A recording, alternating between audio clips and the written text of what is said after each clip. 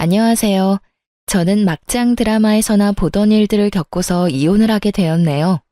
사연을 쓰는 지금도 제가 경험한 일이 맞는 건지 싶을 정도로 현실에서 일어나긴 힘든 경험을 했다 싶네요.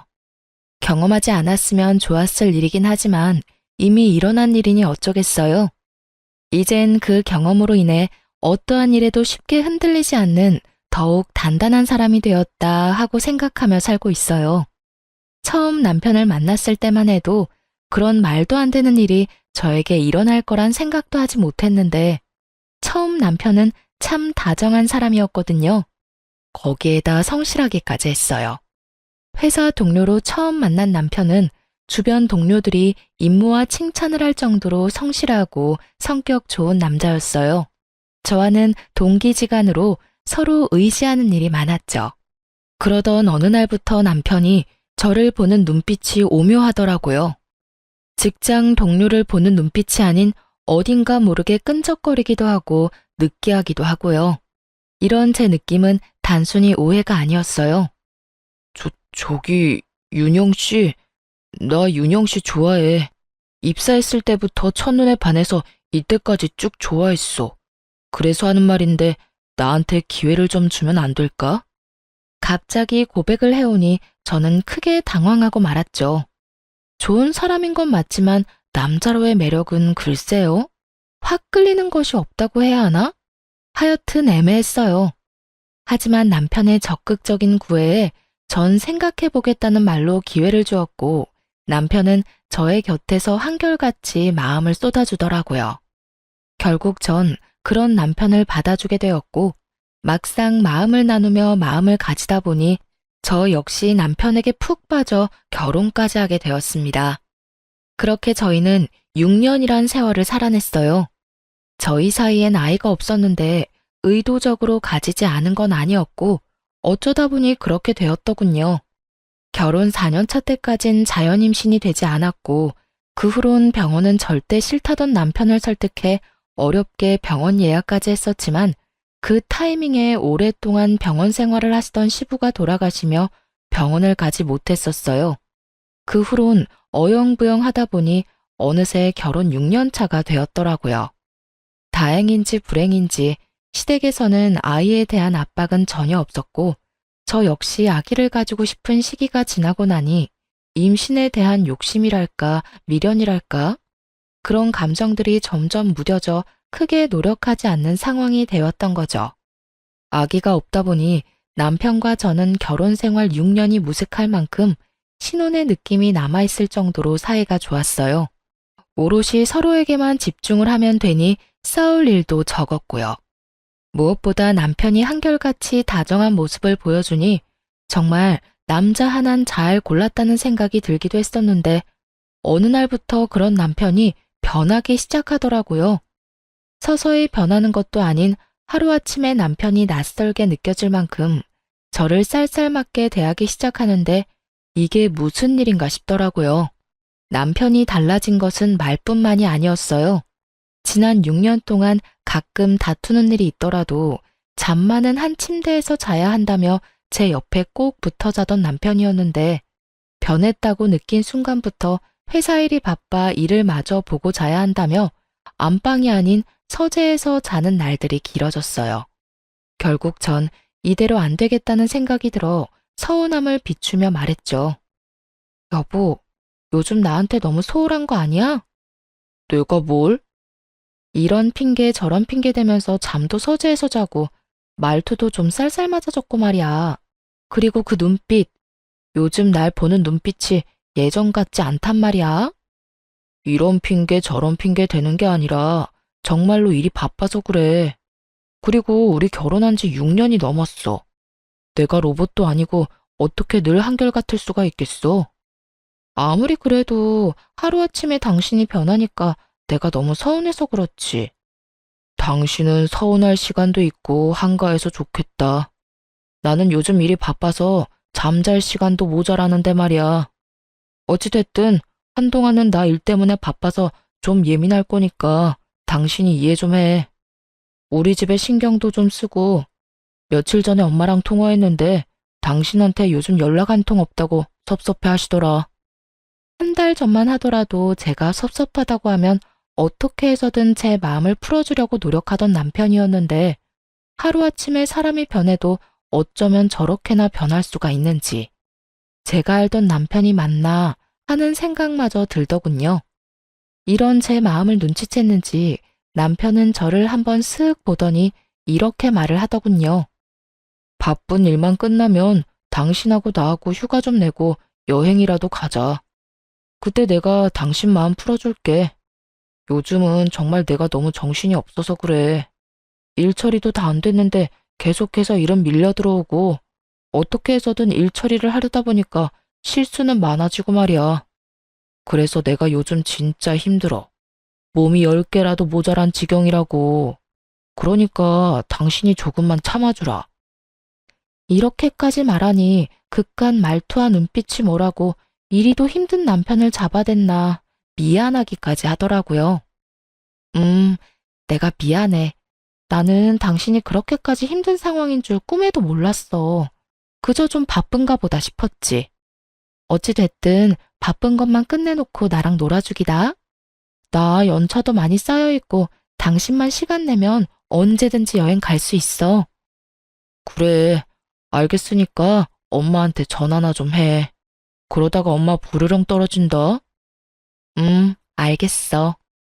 마음이 풀린 저는 남편의 말대로 시모에게 전화를 걸었고 들은 대로 시모가 단단히 심통이 난 듯 툴툴거리며 전화를 받더군요. 어머님, 뭐 하세요? 뭐 하긴, 할 일 없는 노인네가 뭐 하겠냐? 그냥 있지. 그런데 무슨 일이냐? 그간 연락도 없더니. 에이, 어머님, 누가 들으면 몇 달씩 연락 한 통 안 드린 줄 알겠어요. 저번 주에도 통화했었잖아요. 그깟 전화 좀 해줬다고 지금 나한테 유세 부리니? 그리고 네가 언제 나한테 전화를 했다고 하니? 너 꿈꿨니? 도대체 누구랑 통화하고 나한테 전화했다고 우기는 거야? 제가 우기는 게 아니라요. 어머님이 잊으신 것 같아요. 정 제 말이 믿업지 않으시면 전화 끊으시고 통화 목록 한번 보세요. 아유, 몰라. 어찌되었든 너 그러는 거 아니다. 늙은 시모 이런 식으로 홀대하는 거 아니란 말이야. 내가 너 시집 와서 애 하나 못 낳는다고 잔소리한 적이 있니? 아니면 날마다 집에 찾아오라고 시집살이를 시킨 적이 있니? 내가 너한테 잔소리하는 사람도 아닌데 왜 그렇게 찾아오기는커녕 연락도 자주 안 하는 게야? 설마 내가 너무 잘해주니 내가 만만해서 그따위로 행동하는 거니? 아니에요, 어머님. 왜 말을 그렇게 하세요? 제가 언제 어머님을 무시했다고. 그런 거 아니니까 마음 푸세요. 마음 풀기는 무슨. 내가 너 앞으로 어떻게 하는지 두고 볼 거야. 싫은 소리 듣기 전에 알아서 잘해. 시모가 조금 까칠한 면이 없지 않아 있긴 했지만 이 정도는 아니었는데 유독 짜증스럽게 구는 시모를 보니 제가 좀 너무했나 하는 생각이 들기도 하더라고요. 평소에도 저런 말을 달고 사는 극성 시모 같았다면 또 시작이라 하고 넘겼을 텐데 까칠하긴 해도 저렇게까지 말하는 사람은 아니었으니까요. 그래서 전 남편에게 어떻게 해야 할지 하고 고민을 털어놓게 되었고 남편에게선 의외의 말을 듣게 되었어요. 여보, 어머님이랑 통화했는데 많이 서운하신 것 같더라. 평소와는 좀 다르게 짜증도 많이 내시고 화도 좀 내시더라고. 앞으로 어떻게 할 건지 두고 볼 거라고도 하시고 어머님 그런 말까지 하실 분은 아니잖아. 그렇긴 하지. 그런데 정말 엄마가 그런 말까지 했다고? 그렇다니까. 그래서 하는 말인데 어떻게 하면 어머님 화가 좀 풀릴까? 주말에 찾아뵐까? 아니, 그거보단 엄마 데리고 병원 좀 가봐야 할 것 같은데. 병원? 병원은 왜? 왜? 사람이 아픈 데가 생기면 안 하던 짓도 하고 예민해지기도 한다잖아. 병원 간 김에 여기저기 검사도 좀 해봐야겠어. 엄마 건강검진 받을 때도 됐으니까. 그래? 알겠어. 그러면 당신은 바빠서 안 될 테고 내가 연차 쓰고 모시고 다녀올게. 아니야, 내가 다녀올게. 겸사겸사 엄마하고 시간도 보내지 뭐. 당신은 일해. 그러면 그럴래? 알겠어, 그럼. 다녀와서 연락해줘. 남편은 걱정이 컸는지 다음날 바로 시모를 데리고 병원에 다녀왔고, 그날 저녁 퇴근을 하고 집으로 가니 남편의 얼굴이 좋지 않더라고요. 여보, 어머님 어디 안 좋으셔? 많이 편찮으시대? 그게 치매 초기 증상이 보이는가 봐. 아직 치매는 아닌데 그런 증상이 보이긴 한다고 하더라고. 거기에다 몸도 전체적으로 많이 쇠약해지셨다네. 나이가 있으시니까 어쩔 수 없긴 하지만 마음이 좋지 않아. 예상치 못한 결과에 무슨 말을 어떻게 해야 할지 몰라 쉽사리 말할 수가 없더라고요. 저와 남편은 아무 말도 쉽사리 할 수가 없었고 한참을 고민하던 남편이 어렵게 이야기를 꺼내더군요. 저기 여보, 나 우리 엄마 우리 집에서 모시고 싶어. 당신한텐 이런 말 너무 미안하긴 한데 몸도 정신도 아픈 엄마 혼자 두는 게 마음이 편치 않아. 혹시라도 저렇게 혼자 지내다가 큰일이라도 나면 그 죄책감에 나 못 살 것만 같아. 이대로는 일도 손에 안 잡히고 말이야. 오늘도 병원에서 결과 듣고 혼자 엄마 집에 엄마 모셔다 드리고 오는데 마음이 너무 안 좋았어.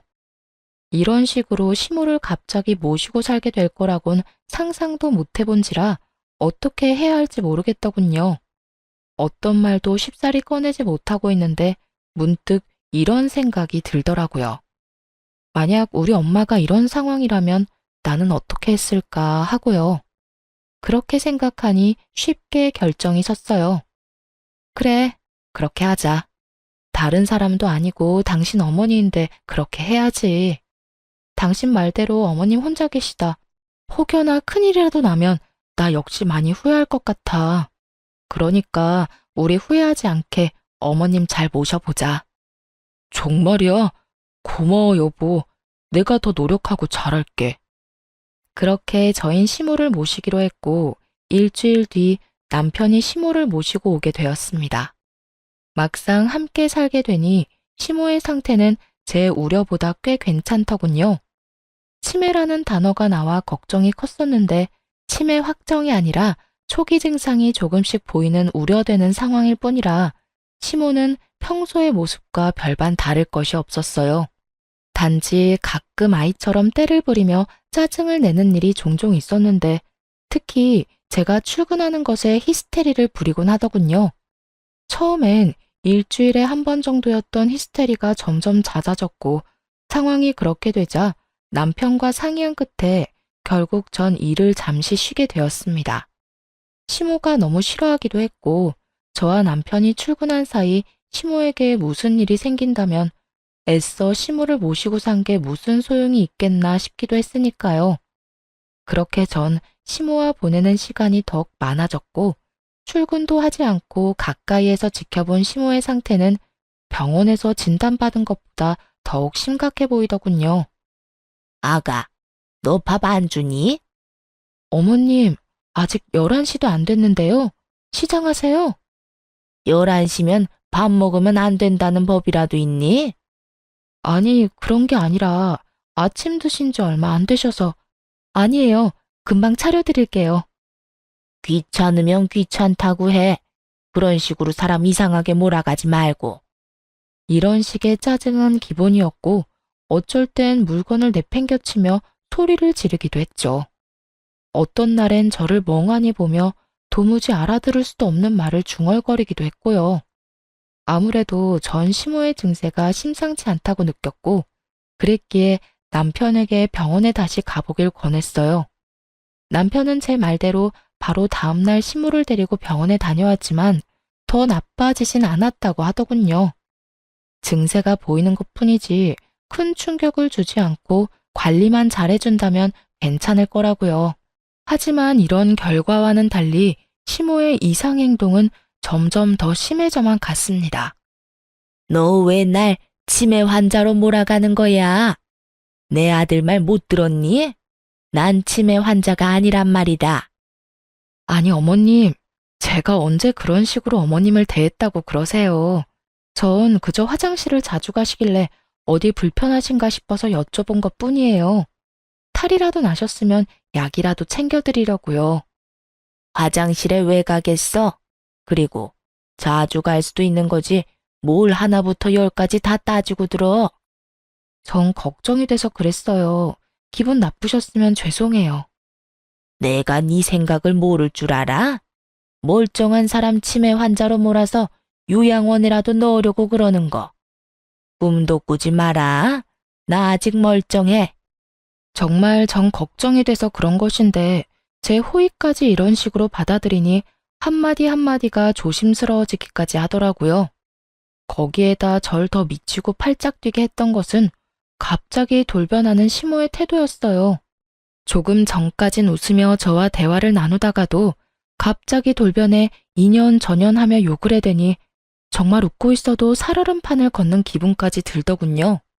그러는 와중에 이런 명령도 하더군요. 예, 나 다리에 힘이 없어서 안 되겠다. 오늘부턴 내 목욕도 좀 시켜주거라. 너 이런 거 하려고 회사도 그만두고 쉬는 거 아니니? 그러니까 잔말 말고 오늘부터 나 씻을 때 너도 따라와 들어와서 씻겨다오. 상황이 이렇게 되자 어느 정도 각오를 했음에도 불구하고 점점 지쳐가더라고요. 멀쩡한 시모를 모시고 사는 것도 진이 빠지는 일인데 몸도 정신도 성치 않은 시모를 모시고 산다는 것은 생각보다 더욱 힘든 일이었죠. 이런 시모보다 저를 더 힘들게 했던 건 다름 아닌 남편이었어요. 왜 여자들은 그렇잖아요. 시댁 일이든 집안일이든 그게 뭐든지 간에 힘든 일이 있을 때 남편의 따뜻한 말 한마디만 해준다면 그것을 위안 삼아 또 힘을 내곤 하잖아요. 하지만 남편은 고생하는 저를 보며 따뜻한 말 한마디를 하기는커녕 저와 눈만 마주쳤다 하면 짜증을 내는 것은 일쑤였고 집안일조차 하나도 돕지 않더군요.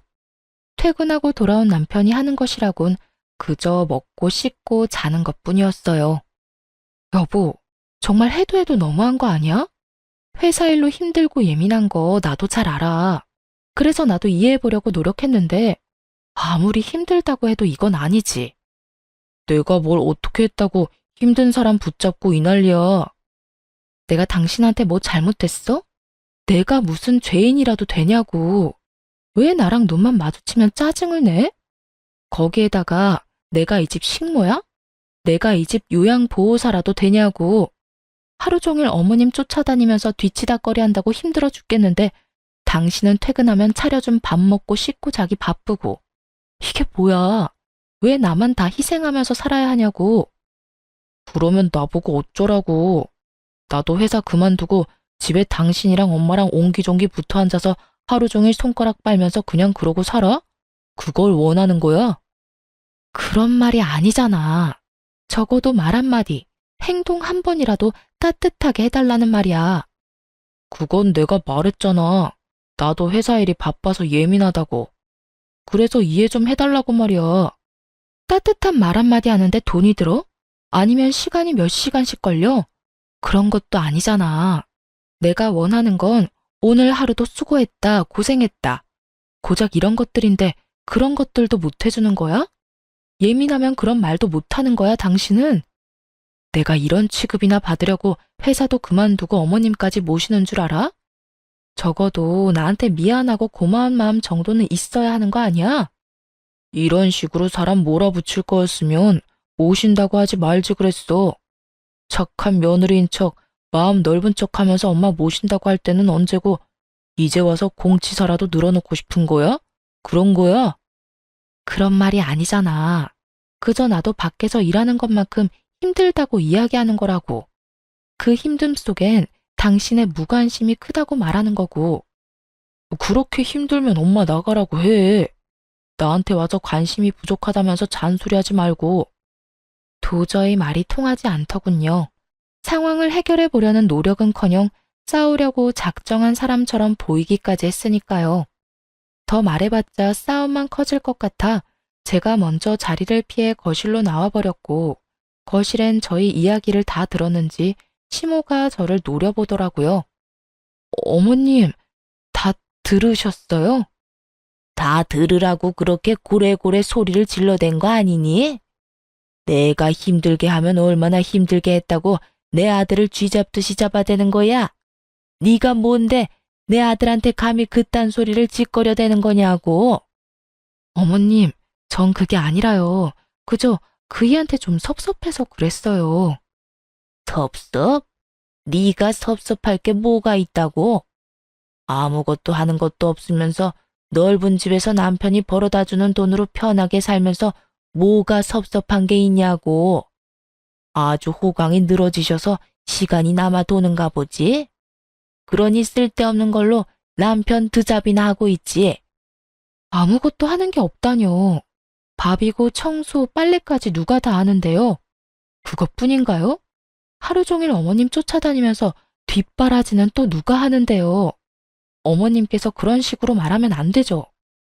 뭐? 내 인연이? 시모는 막을 새도 없이 저에게 다가와 제 뺨을 때려버렸고, 때마침 나온 남편이 그 광경을 보곤 급히 시모를 데리고 방으로 들어가 버리더군요. 상황이 그렇게 되자 남편 미운 것은 물론이었고, 살면서 상상하지도 않았던 이혼까지 하고 싶은 심정이었어요. 제가 시모에게 뺨까지 맞은 것을 뻔히 알면서도 남편은 아무 말도 없었고, 오히려 저를 피한다는 느낌마저 들기 시작하더군요. 시모의 행패는 점점 더 도를 넘어서고 있었고, 전 마음을 다잡아보려 참 무던히도 노력했습니다. 다른 것도 아닌 시모가 많이 아프니 저런 것이라고 생각하면서요. 그 당시 전 아픈 사람을 버리고 이혼하는 것은 아니라는 생각이 강했고, 그때까진 남편 역시 이 상황이 힘들어 예민한 거라 그리 믿고 저 자신을 위로했던 것 같아요. 그것이 얼마나 바보 같은 자기 세뇌였다는 것을 알게 된 건 얼마 지나지 않은 어느 날이었어요. 그때쯤엔 제가 남편에게 시모에 대해서 하소연이라도 하면 남편은 앵무새처럼 이런 말만 반복하고 있었어요. 엄마가 아파서 그래. 치매라잖아. 그 정도는 우리가 이해해줘야지. 그리고 치매 환자가 그 정도면 양호한 편 아니야? 드라마에서 보면 벽에 똥칠도 하고 그러더라. 그런 거에 비하면 우리 엄마는 양반이지. 그러니까 이왕 병시중 하기로 한 거 당신이 좀 더 마음 넓게 쓰고 이해 좀 해. 이해하라는 것도 한두 번이지. 시모는 매번 몸이 아프고 치매 환자라는 이유로 골탕 먹이려고 환장한 사람처럼 매번 다른 방법으로 저를 괴롭히잖아요. 그런 저에게 돌아오는 말은 그저 네가 좀 이해해라. 정말 그날은 참을 수가 없더라고요. 그놈의 이해! 내가 언제까지 이해만 해야 하는데? 당신도 봤으니까 알 것 아니야. 아무리 어머님이 아프다고 해도 이건 너무하잖아. 아니, 그런 어머님보다 당신이 더 너무한다는 생각은 안 해봤어? 내가 그렇게 힘든 거 뻔히 알면 당신이라도 날 도와야지. 어떻게 매번 이해하라는 말만 할 수가 있어? 당신이 한번 당해봐. 이해하라는 말이 나오는가? 그간 서러웠던 감정이 한 번에 복받쳐 오른 저는 그대로 집을 나가버렸고 동네 한 바퀴를 돌며 마음을 정리했어요. 나는 할 만큼 했다. 이대로는 더는 안 되겠다고요. 시모보다도 남편에 대한 실망이 더 컸던 터라 우리 사이엔 이혼밖에 다른 해결책은 없다고요. 그렇게 생각을 정리한 뒤 집으로 돌아갔고 집으로 들어가니 거실에 아무도 없더라고요. 신발은 있는데 사람은 없고 다들 어디에 있나 싶어 방으로 걸음을 옮기던 그때였어요. 시모의 방에서 깔깔거리는 웃음소리와 함께 말소리가 들려오더라고요. 얼마나 신이 나셨는지 제가 들어온 것도 모르고 한껏 들떠서 대화를 나누고 있더군요. 엄마, 무슨 연기를 그렇게 잘해? 난 엄마가 연기한다는 걸 다 알고 보는데도 가끔 엄마가 진짜 치매인가 싶다니까. 이 엄마가 못하는 게 있는 줄 알아? 마음만 먹으면 그깟 치매 연기쯤이야 누워서 떡 먹기지. 그나저나 수정이도 한계인 것 같지? 조만간 못 견디겠으니까 이혼하자고 할 것 같아. 다 엄마 덕분이야. 고마워. 고마우면 재혼해서도 엄마한테 잘해. 알겠어? 그럼 그렇지 않아도 혜미가 엄마가 여러모로 고생 많이 한다고 결혼하고 나면 엄마한테 진짜 잘할 거라고 했어. 혜미는 얼굴도 예쁜 것이 말까지 어쩜 그렇게 예쁘게 하니? 거기에다 능력까지 좋다며? 그 혜미가 사는 아파트도 자기 명이라고 했나? 아파트만 있는 줄 알아? 혜미 걔 부모님 돌아가시면서 남겨준 유산도 많고 건물도 있다고 하더라니까. 돈도 돈인데 나 혜미 정말 사랑해. 혜미도 날 진심으로 사랑하고. 그러니까 그 어리고 돈 많은 애가 얼마든지 기다릴 테니까 이혼만 하고 돌아오라는 거 아니겠어? 우리 아들 능력도 좋지. 어떻게 그런 여자를 다 만났대? 진짜 캠이랑 결혼했으면 이런 고생 안 하고 얼마나 좋아. 에이, 엄마. 이제 와서 그런 후회해봤자 뭐해? 그런 생각할 시간에 어떻게 하면 저 찐득이 떼어낼지 고민이나 더 해봐. 나도 저 진드기한테 매몰차게 구는 것도 하루 이틀이지. 이제 왜 그렇게 모질게 대하냐는 말에 변명거리도 생각이 안 난다고. 나라고 다른 줄 아니? 조금만 괴롭히면 금방 두 손 두 발 다 들고 당장이라도 이혼한다고 할 줄 알았더니 애가 독해도 어쩌면 저렇게 독할 수가 있는지. 그러게 말이야. 나도 이렇게나 독한 여자인 줄 꿈에도 몰랐다니까. 아, 빨리 좀 그 입에서 이혼 소리 나오게 할 방법 없을까? 스스로 걸어 나가야 위자료 한 푼이라도 더 아낄 텐데. 그렇지 않아도 이번엔 머리털을 죄다 뽑아놓을까 싶다. 그때 네가 말리지만 않았더라도 머리털을 다 뽑아놓고 제발 이혼해달라고 빌게 만들 수 있었는데 그때 왜 말린 거야 도대체? 그땐 갑자기 엄마가 손찌검까지 하니까 나도 놀래서 그랬지. 넌 그게 문제야. 착해 빠져서는 이번엔 절대 나서지 마. 알겠어? 내가 완전 치매 중증 환자처럼 미친 척하면서 난리 한번 부려줄 테니까 말이야. 알겠어. 엄마 고마워. 남편이 외도를 저지르고 있다는 것도 충격적인데 새 여자와 새 살림을 차리기 위해 계획적으로 저를 괴롭히고 있었다는 사실을 듣는 순간 다리에 힘이 다 풀리더군요. 아들의 외도를 말리기는커녕 위자료까지 아껴주며 이혼시키려고 나서서 돕는 시모라니 그 역시 과히 충격이 아닐 수 없었습니다.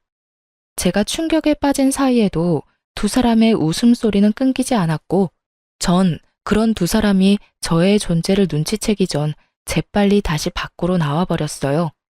밖으로 나와 하염없이 걸으며 아무리 생각해도 하늘이 도왔다는 생각을 지울 수 없더군요. 그렇지 않고서야 이혼을 마음먹은 타이밍에 남편의 추악한 계획을 낱낱이 다 알 수나 있었겠어요? 외도를 저질러 이혼은 하고 싶은 마당에 위자료 아끼려고 저딴 치졸한 짓거리까지 하는 인간이라니 아무리 생각해도 깔끔하게 이혼해주는 것은 아니란 생각이 들더군요. 그래서 전 이혼은 잠시 미뤄두고 복수라는 걸 결심했습니다. 제가 당한 것이 있는데 똑같이 갚아줘야 한이라도 풀리지 않겠어요? 우선 흥신소를 통해 남편의 뒤를 밟기로 했어요. 제가 모르는 무언가가 더 있을까 해서였죠. 그렇게 흥신소의 연락을 기다리는 동안 감쪽같이 치매 연기를 하며 저를 못살게 굴었던 시모에게 하나하나 다 갚아주기 시작했어요. 시모의 괴롭힘은 주로 남편이 출근하고 난 후에 시작되곤 했는데 남편과 작당 모의를 하고 난 다음 날은 아예 작정하고 유독 심하게 히스테리를 부리기 시작하더군요. 시작은 아침 식사 자리부터였죠. 어찌 된 게 넌 시집 온 지가 언젠데 간 하나 똑바로 못 맞추니? 너 내가 아픈 환자라고 일부러 이딴 식으로 만드는 거니? 네가 병수 발드니까 이딴 음식 줘도 찍소리도 하지 말고 주는 대로 처먹으라고? 평소 같았으면 저 말에 혈압이 올랐을 테지만 뒤 꿍꿍이를 알고서 보니 진상 손님 같은 시모가 어쩔 땐 귀여워 보이기까지 하더군요. 얼마나 애 같았으면 아침 대바람부터 맛있다고 밥을 두 그릇이나 비우고 간 남편과 똑같은 반찬을 먹고도 졌단 말이나 짓거리나 싶어서요. 저는 아무런 대꾸도 하지 않고 어디까지 지랄을 떠나 그저 지켜보았고 그런 제 행동에 약이 오를 대로 오른 시모가 냅다 밥그릇을 집어 던지며 욕설을 뱉어내기 시작하더군요. 이 년이 지금 나를 무시해? 감히 시어미가 이야기하는데 대꾸 한마디 않고 앉아서 밥이나 처먹고 있고. 너 그딴 행동은 어디서 배운 게야? 니년 오미아비가 그딴 식으로 알려주디? 그 순간 잘 됐다 싶더군요. 어떻게 대갚아주면 속이 후련할까 고민스럽던 찰나에 이렇게나 판을 깔아주니 마다할 이유가 전혀 없었죠. 전 지랄 발광을 해대는 시모를 빤히 보다 식탁 위에 올려진 그릇들을 하나도 남기지 않고 그대로 다 던지고 없고 그야말로 미친년처럼 날뛰어 주었어요. 그리곤 깜짝 놀란 토끼 눈을 한 시모에게 이렇게 말해 주었습니다. 어머님, 앞으로 남은 여생 몸 성히 지내고 싶으면 이딴 추태는 부리지 마세요. 저라고 이때껏 성질 없어서 다 받아주면서 참고 산 줄 아세요? 다 가정 지키고 아픈 어머님 불쌍해서 참아준 건데 계속 이딴 식으로 굴면 저도 못 참아요. 너, 이젠 협박까지 하니? 너 내가 가만둘지 알아? 우리 아들이 널 가만둘지 알아? 내가 우리 아들한테 다 말해줄 거야. 너 이 집에서 내쫓고 말 거라고. 말은 이렇게 했지만 시모는 겁에 잔뜩 질린 듯 했고 소리를 지르며 방으로 도망치듯 들어가 버리더군요. 시모가 방으로 들어간 후 얼마나 지났을까요?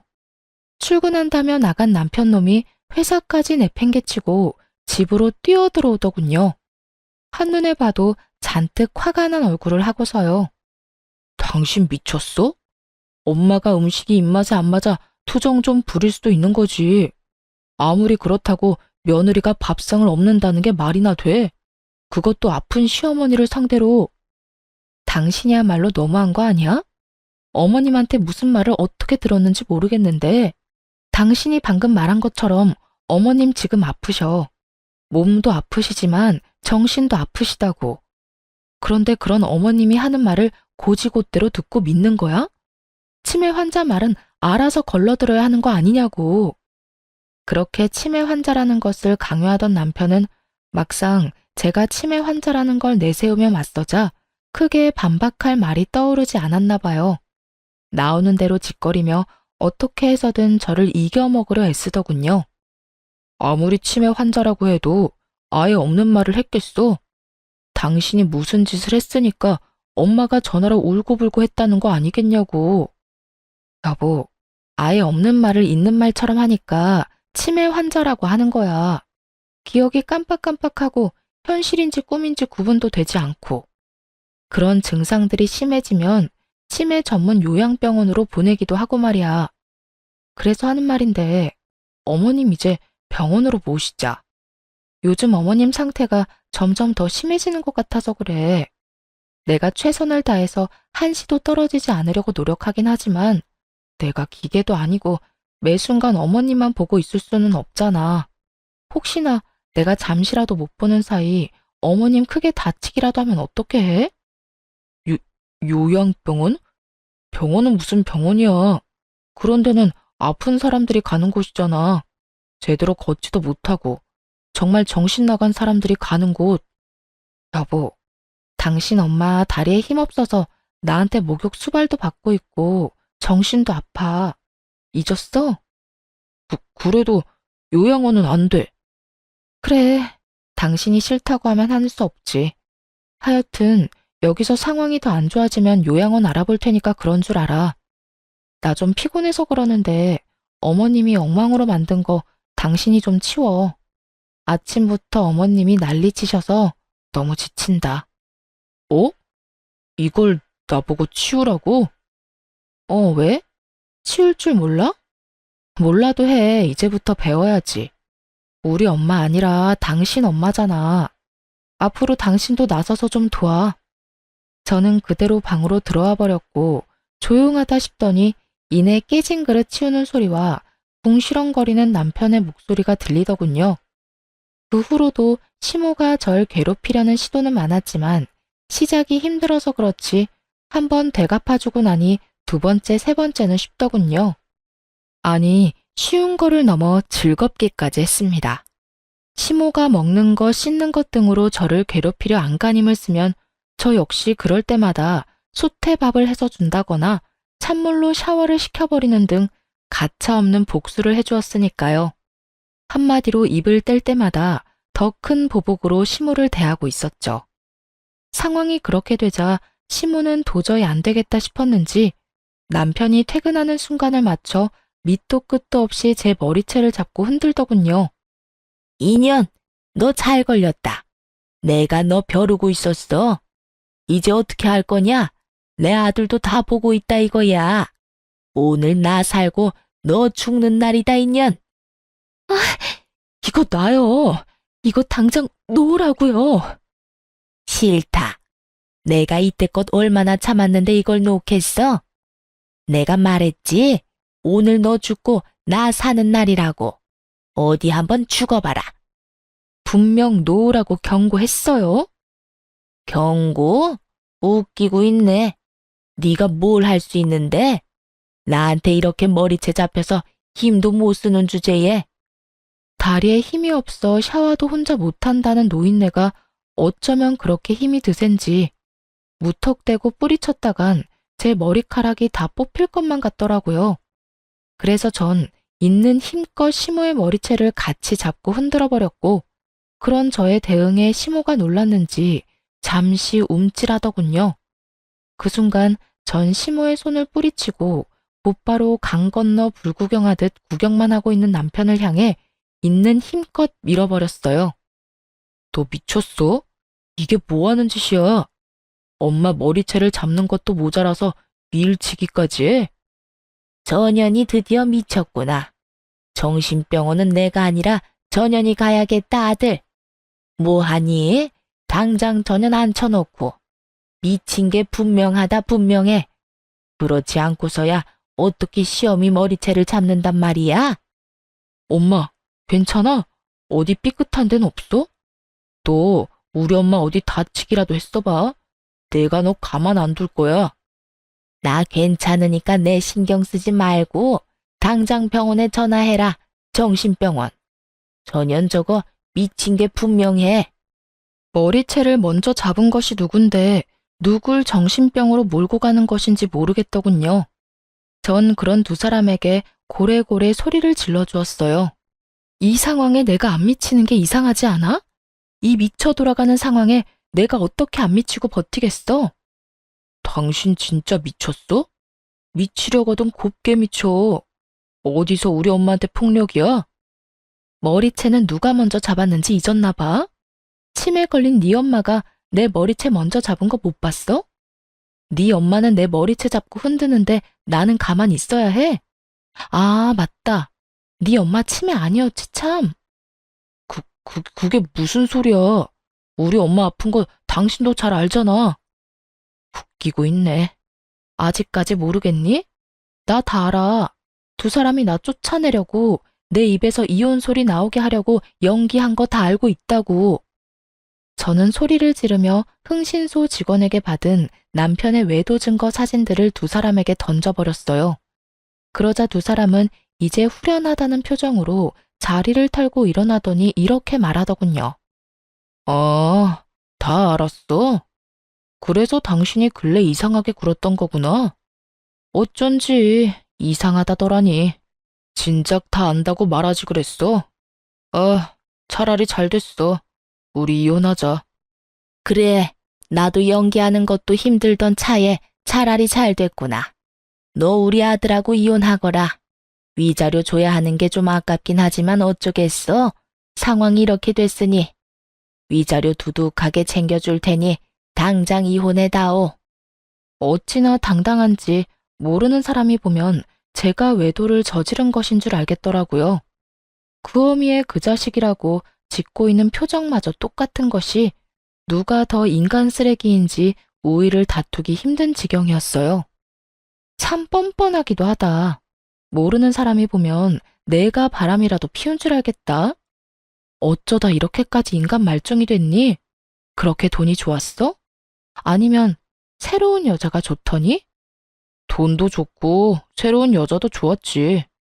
말이야 바른 말이라고. 당신한테 돈도 많고 얼굴도 잘생긴 젊은 남자가 이혼하고 오라고 하면 당신 같으면 안 흔들릴 자신 있어? 당신도 마찬가지야. 사람 마음 다 똑같다고. 아, 다 됐고. 그래서 이혼할 거야, 말 거야? 그래, 하자, 이혼. 그런데 당신 말처럼 쉽게 할 수는 없을 거야. 나 당신 말고 당신 엄마, 그리고 상간녀 소송까지 다 할 거니까. 그리고 재산도 크게 한몫 뜯어낼 테니까 각오하는 게 좋을 거야. 저 역시 시모에게 보복은 할 만큼 했고, 더는 그런 인간들과 한 지붕 아래 살고 싶지도 않았기에 이혼을 통보하고 그 집을 나와버렸습니다. 생각보다 이혼 진행이 길어졌지만 결과는 제 생각보다 더 좋게 끝이 났습니다. 판결이 나던 날 얼마나 후련하던지 법원 앞에서 크게 웃었던 기억이 아직도 생생하네요. 이혼이 끝이냐고요? 그럴 리가요. 그깟 위자료 좀 받았다고 제가 그리도 크게 행복하게 웃었을까 봐요.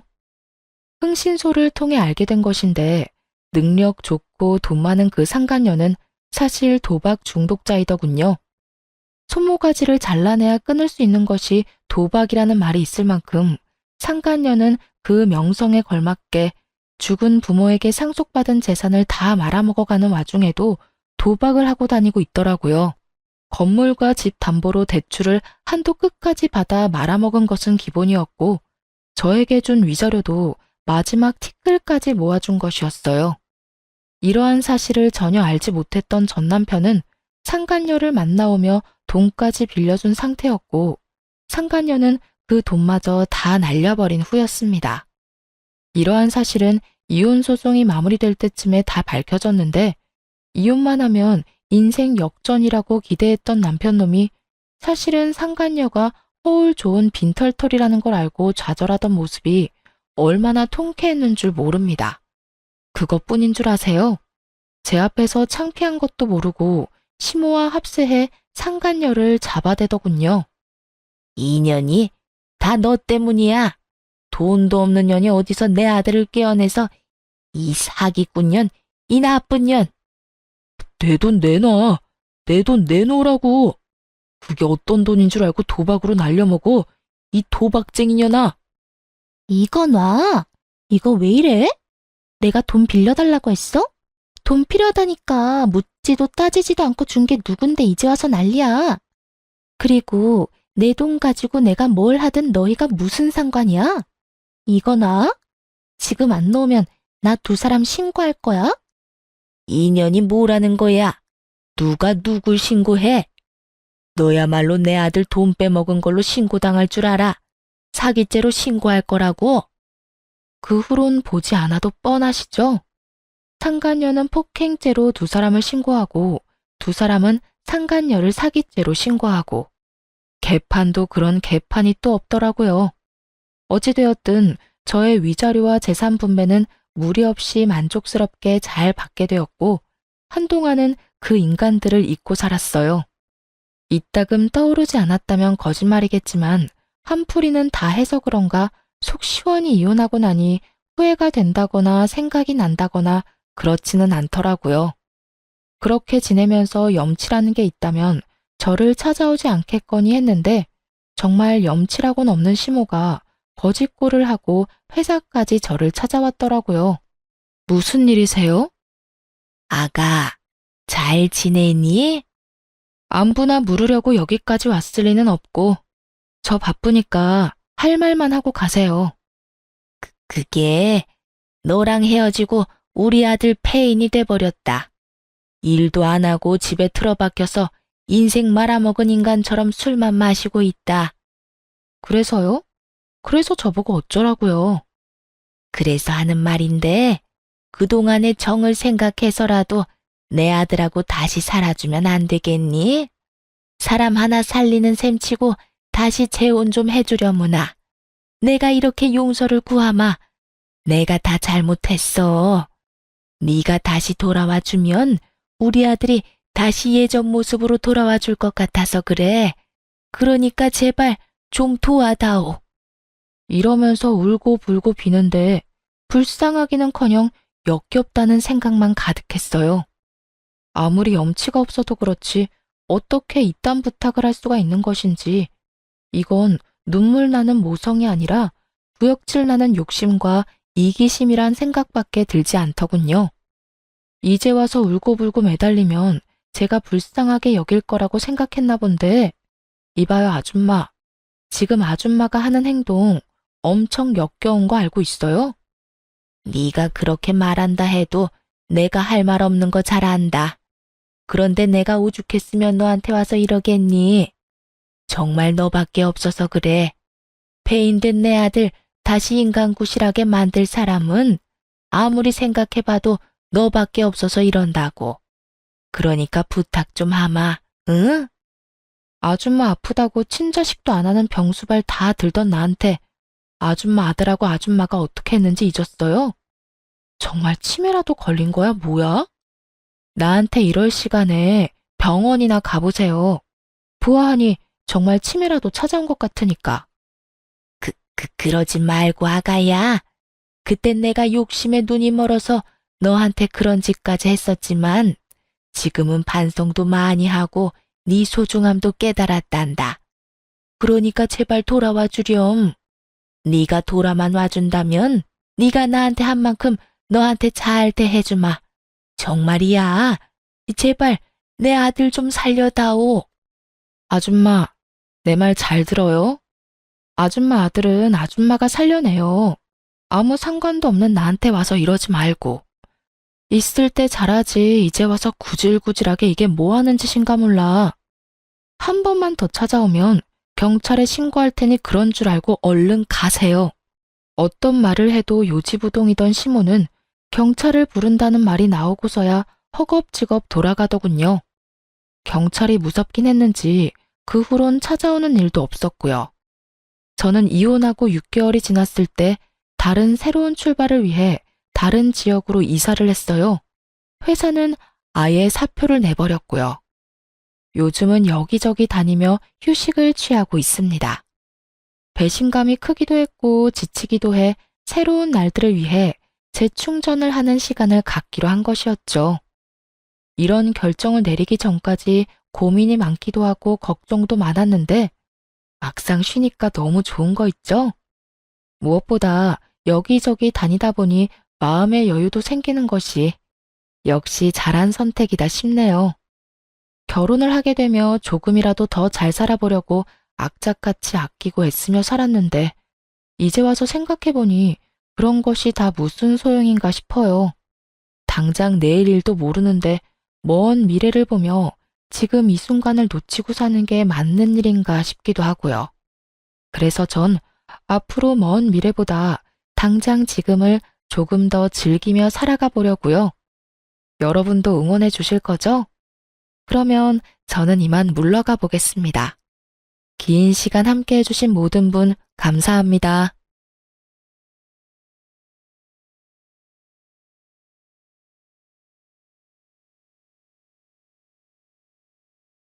안녕하세요.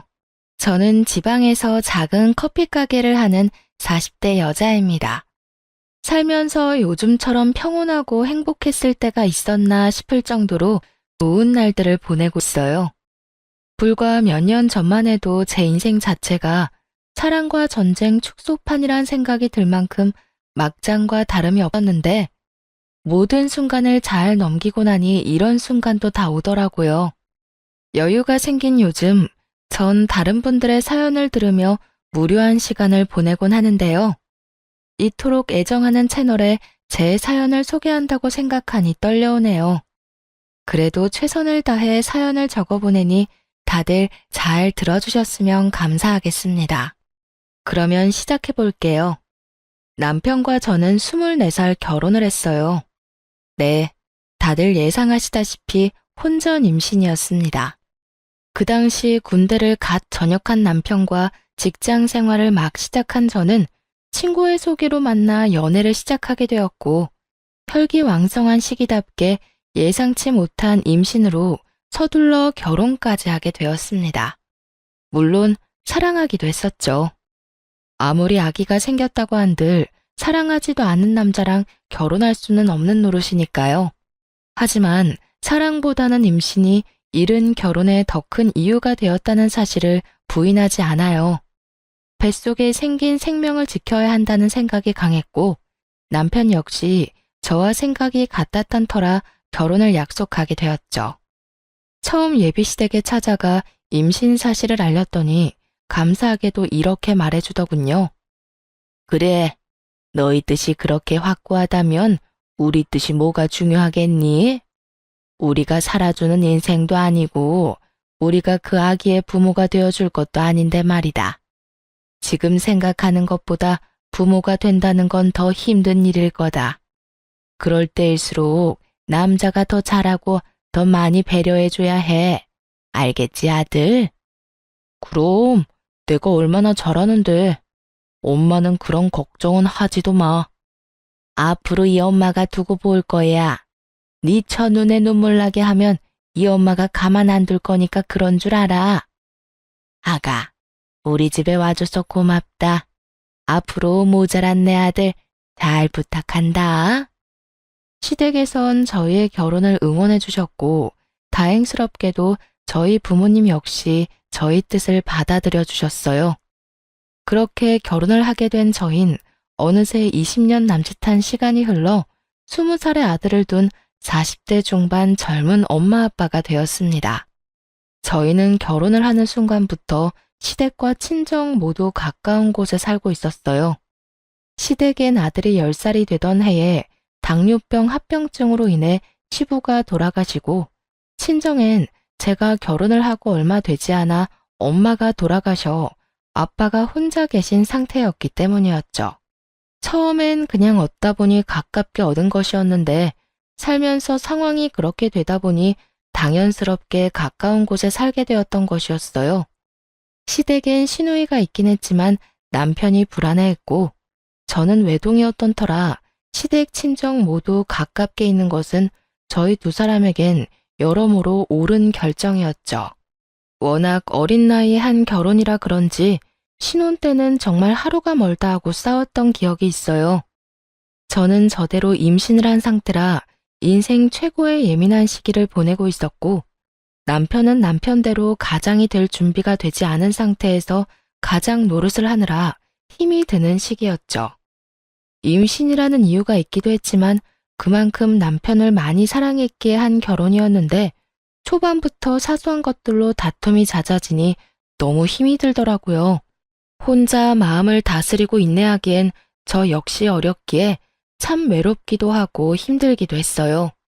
그럴 때마다 저를 위로해주고 보듬어줬던 건 다름 아닌 시모였어요. 아가, 요즘 많이 힘들지? 네?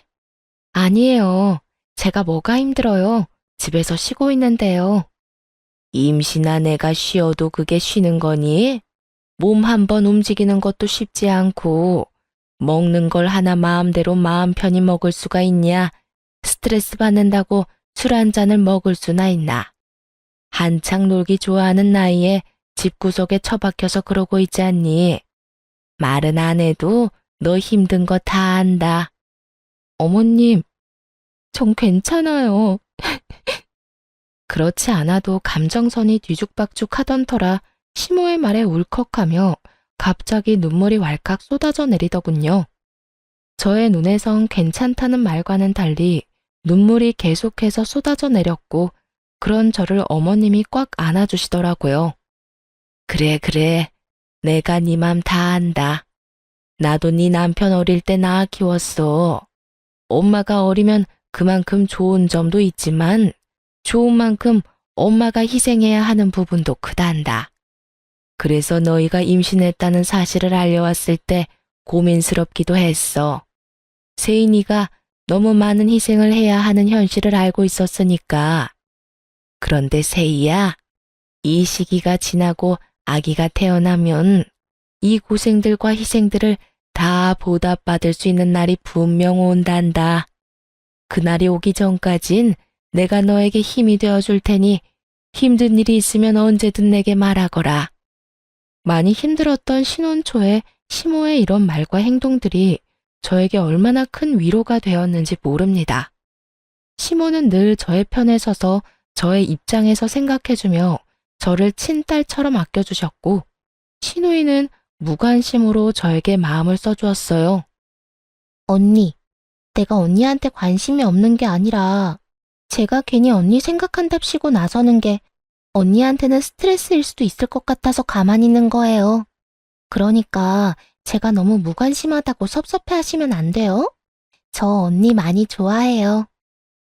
혹여나 제가 오해할까봐 이런 말까지 자주 해주곤 했었죠. 이렇듯 생각지도 않은 새로운 가족이 생긴 대신 세상 누구보다 제 가까운 제 편이라고 생각했던 남편이 변하기 시작하더군요. 처음엔 준비되지 않은 가장 노릇을 한다고 아기를 출산하고 난 후엔 일하고 돌아와 피곤하다는 핑계로 저와 아들을 멀리 하더라고요. 그때 처음 저희 부부에게 고비가 왔던 것 같아요. 저는 그때 그 핏덩이 아들을 데리고 이혼까지 해야 하나 진지하게 고민을 하기도 했으니까요. 이런 저의 마음을 어떻게 아셨는지 시모가 저희 부부를 부르더니 그 자리에서 아주 호되게 남편에게 잡아댔었죠. 이놈아, 너 돈 버는 게 유세야? 그까짓 돈 얼마나 번다고 그딴 되지도 않은 유세질에 뻑하면 짜증이나 내고. 내가 뭘, 나 유세 부린 적도 없고 집사람한테 짜증낸 적도 없어. 어디서 거짓말이야? 너 내 앞에서도 네 마누라 홀대하면서 짜증낸 적이 한두 번인 줄 알아? 혹시 너 그런 자각도 못하고 짜증냈던 거야? 아니, 그게 아니라. 엄마, 내 말 좀 들어봐. 듣긴 뭘 들어? 안 봐도 비디오지. 너 이러려고 세희 임신시키고 결혼한다고 난리 부렸던 거야? 그 꽃다운 나이에 너 하나 믿고 애엄마가 된 세희를 이딴 식으로 대하려고? 내가 널 이딴 식으로 키웠어? 어디 꼴값지도 않게? 네가 뭔데 남의 집 귀한 딸을 무시하고 홀대하는 짓거리를 하는 거야? 너 그딴 식으로 굴 거면 당장 세희랑 이혼하고 우리 집에 발걸음도 하지 말거라. 나는 너 같은 자식 필요 없다. 세희 역시 너 같은 인간 쓰레기 남편은 없는 게 더 나을 거니 그딴 식으로 굴 거면 이혼해. 이혼이라는 말이 시모의 입에서 나올 것이라 전혀 상상하지도 못한 남편은 많이 당황한 듯 아무 말이나 하기 시작하더군요. 엄마, 아무리 그래도 이혼이라니. 우리 아들 아직 돌도 안 됐어. 내 아들 엄마 없는 애로 키우란 말이야. 그리고 나 세희 없으면 못 살아. 내가 세희 없이 어떻게 살아?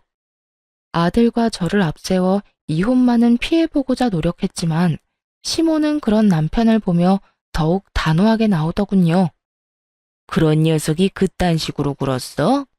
그리고 너 아주 큰 착각을 하는가 본데 내 손주를 왜 네가 키워? 당연히 세희가 키워야지. 네가 지금 아들을 키울 자격이 있다고 생각해? 엄마, 양심이 좀 있어라 이 녀석아. 네가 네 아들 똥기저귀를 한번 갈아줘 봤어? 분유 한번 타줘 보기를 했어? 하물며 아들 한번 씻겨보기는 했어? 아무것도 안 하고 그저 눈으로 입으로 아들 타령만 한 녀석이 무슨 자격이 있다고 양육자 노릇을 하겠다는 거야? 엄마, 왜 이래 진짜? 여보, 가만히 있지 말고 엄마 좀 말려봐. 당신 나랑 이혼할 수 있어? 나 없이 살 수 있냐고. 갑작스런 상황 전개에 저 역시 황당해하고 있는데 그 찰나의 순간 시모가 저를 향해 재빠르게 윙크를 날리더군요. 그 순간 시모의 깊은 뜻이 이해가 되더라고요. 어머님, 이 사람도 많이 반성하고 있는 것 같은데 한 번만 용서해 주세요. 저 역시 이 사람이 밉지 않은 건 아니지만 아직 저 이 사람 사랑해요.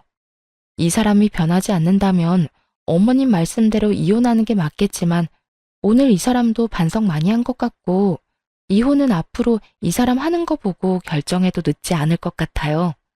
그러니까 이혼 말씀은 거둬주세요, 어머님. 제가 이렇게 말하자 남편은 감격했다는 눈빛으로 제 손을 꽉 잡더군요. 그런 저희의 모습을 본 시모는 하는 수 없다는 투로 이렇게 말했어요. 세희 네 뜻이 그렇다면 어쩔 수 없지. 이 녀석아, 네 마누라한테 잘해. 나 같으면 당장 이혼했어. 너 같은 녀석 뭐가 좋다고 또 기회를 주라는 건지.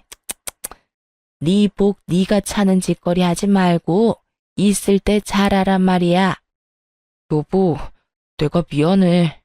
이런 상황이 되니까 내가 얼마나 잘못했었는지 알겠더라. 넌 정말 당신이 이혼하자고 하면 어떻게 해야 하나 무섭기까지 하더라니까. 내가 잘할 테니까 지켜봐줘. 정말이야. 남편은 시모의 계획대로 깊은 반성을 한 듯 했고, 결혼하고 처음 맞이한 고비를 잘 넘길 수 있었습니다. 그 후 남편의 언행은 정말 거짓말처럼 변해가더군요. 우선 집으로 돌아오면 저에게 애정 표현을 아끼지 않았고, 아들을 대하는 말투와 태도, 심지어 눈빛까지 다정하게 변하더라고요. 여보, 나 왔어. 오늘도 많이 힘들었지? 힘들기는 괜찮아. 당신은? 당신은 괜찮았어? 나야 당신에 비하면 누워서 떡 먹기지. 나는 말이라도 통하는 사람들하고 일하잖아. 당신은 하루 종일 말도 못하는 애랑 집에서, 에휴, 많이 답답하지? 내가 얼른 씻고 와서 밥 차려줄게. 조금만 기다려. 으이구, 이미 다 차려놨으니까 얼른 씻고 오세요. 에이, 내가 차려준다고 기다리라니까. 내일은 아무것도 하지 말고 기다려. 이렇듯 남편은 전혀 다른 사람이 되었어요. 그런 남편을 보며 저 역시 노력을 했고, 때론 아들 둘 키운다는 마음으로 작은 일에도 남편을 지켜 세워주며 두 남자를 잘 보살폈죠. 물론 그렇게 서로가 노력한다고 한들 하루아침에 부부싸움이 없어지진 않았지만, 이혼을 논할 정도의 심각한 부부싸움은 한 적이 없었습니다.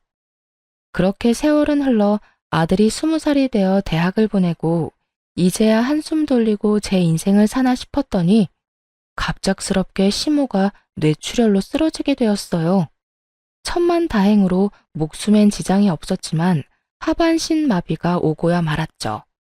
시모 혼자서는 도저히 생활이 불가능한 상태였고, 하나 있던 시누이 역시 결혼을 하며 지방에서 생활하고 있던 터라 시모의 간병은 제가 맡아야만 하는 상황이었어요. 그런 상황이 불만이었냐고요? 천만에요. 시모는 저에게 있어 정말 친정엄마와 같은 존재였고, 그랬기에 전 당연하다는 마음으로 저희 집으로 시모를 모시고 왔습니다. 조금의 고민도 하지 않고 시모를 모시고 오는 저를 보며 남편 역시 처음엔 고마워했죠. 여보, 정말 고마워. 난 당신이 이렇게 고민도 없이 우리 엄마 모신다고 할 줄은 몰랐어. 고맙기는 별소리를 다 한다. 어머님, 당신 엄마이기도 하지만 내 엄마이기도 해. 우리 엄마가 편찮으신데 당연히 우리가 모셔야지 누가 모셔? 그러니까 당신도 싱거운 소리 하지 말고 어머님께 잘해. 부모님이 한평생 우리 곁에 있어줄 것 같지? 그렇지도 않더라. 당신도 잘 알 거 아니야. 우리 후회하지 않게 잘하자. 알겠지? 남편은 한동안 저에게 틈만 나면 고맙다고 말하며 저에게 잘하려고 노력하더군요. 하지만 그것도 잠시, 남편의 본 모습이 드러나는 건 시간 문제였죠. 여보, 집골이 이게 뭐야? 청소는 하는 거야? 당연하지. 나 몰라?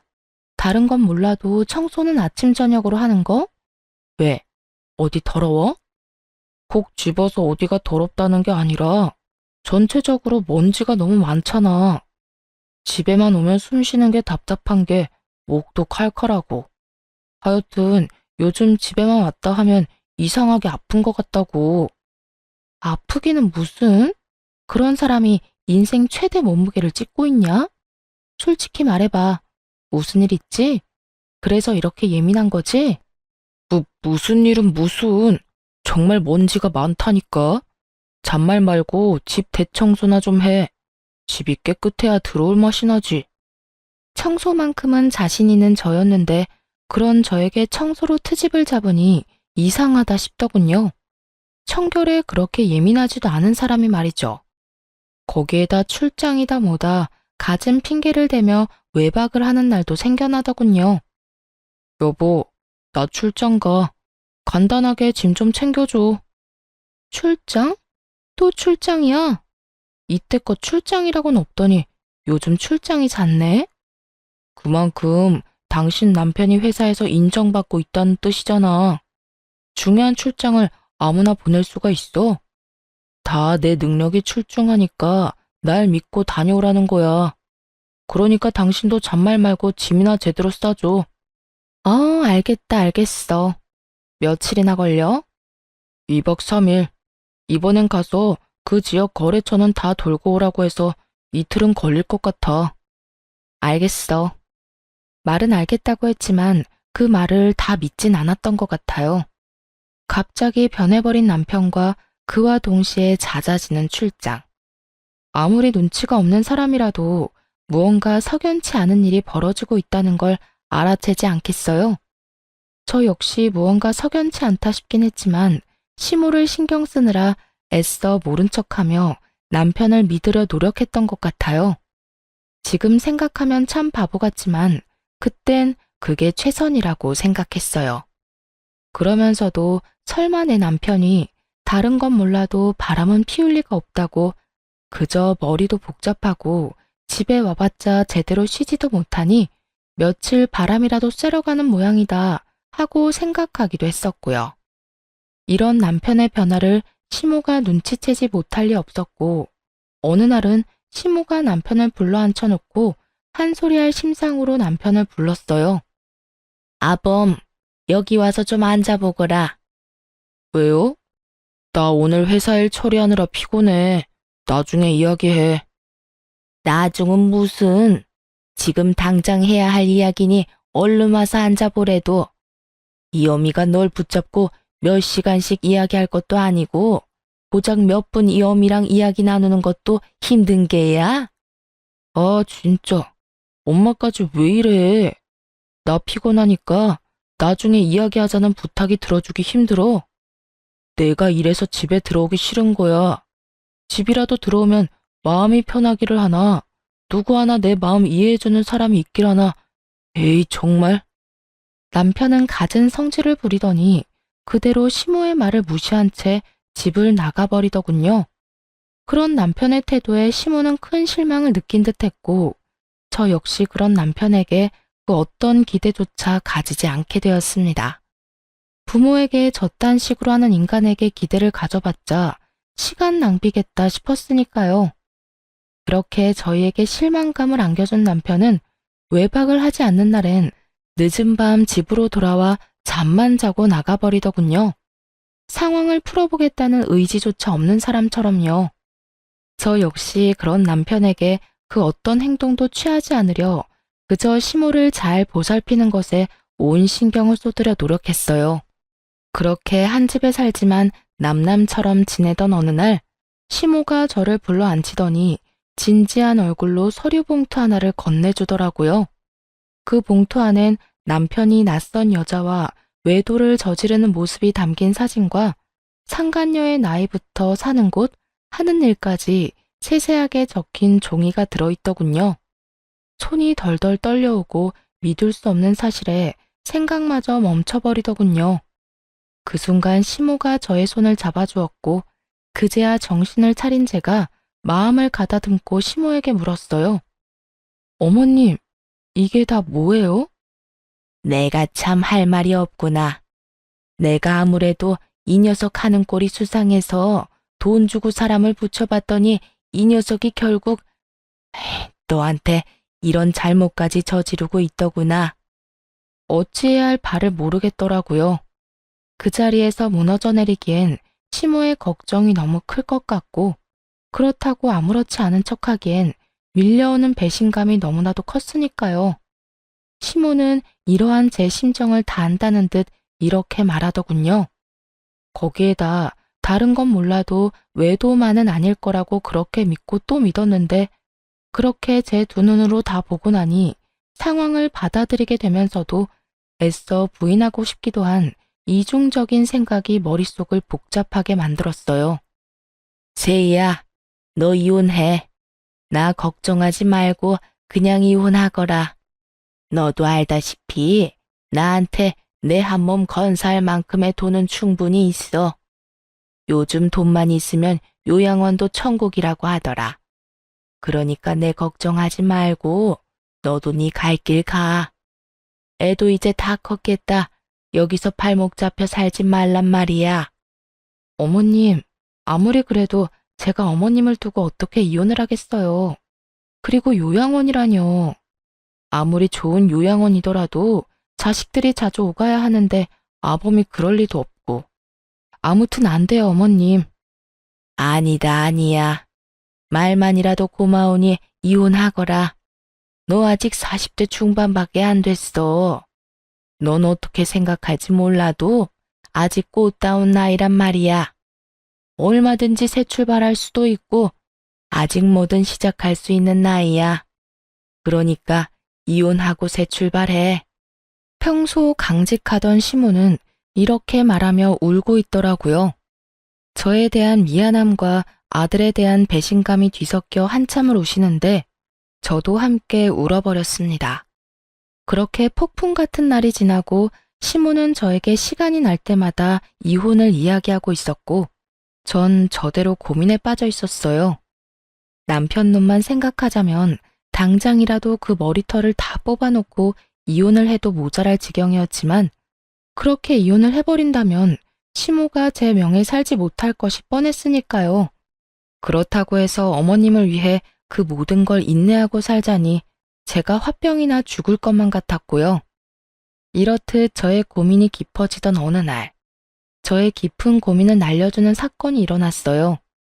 갑자기 건강하시던 아빠가 쓰러진 것이었어요. 다행히 건강엔 이상이 없었지만 나이도 있으신지라 한동안 병원에 지내며 여러 검사와 안정을 취하기로 했습니다. 시모에 이어 아빠까지 이런 일이 일어나니 정말 심적으로 너무 힘들더군요.